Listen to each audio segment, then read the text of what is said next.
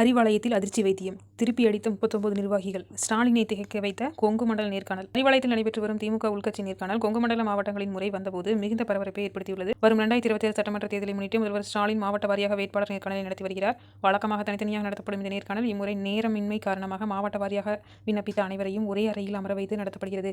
கோவை, நீலகிரி, கரூர், ஈரோடு உள்ளிட்ட மாவட்ட நிர்வாகிகளிடம் கள நிலவரம், அதிமுக, பாஜக கூட்டணி மற்றும் நடிகர் விஜயின் தமிழக வெற்றி கழகத்தால் ஏற்படும் தாக்கம் குறித்து முதல்வர் பொதுவான கேள்விகளை முன்வைத்தார்.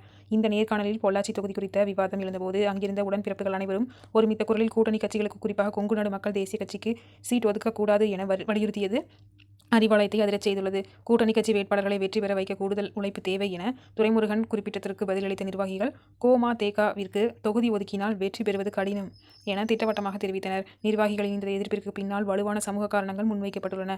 கோ.ம.தே.க ஒரு குறிப்பிட்ட சமூகத்திற்கான கட்சியாக பார்க்கப்படுவதால் மாற்று சமூகத்தினர் அந்த வேட்பாளரை ஏற்க மறுப்பதாகவும் அவர்கள் அதிமுக கூட்டணிக்கு வாக்களிக்கும் சூழல் உருவாவதாகவும் சுட்டிக்காட்டப்பட்டது.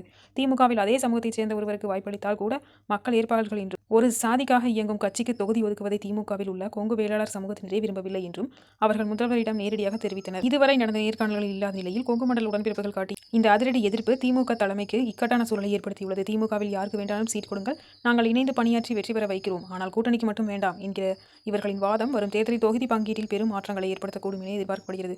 முதல் முறையாக தொண்டர்களிடம் எழுந்துள்ள இந்த ஒருமித்த குரல் கொங்கு அரசியல் களத்தில் திமுகவின் அடுத்த கட்ட நகர்வை உன்னிப்பாக கவனிக்க வைத்துள்ளது.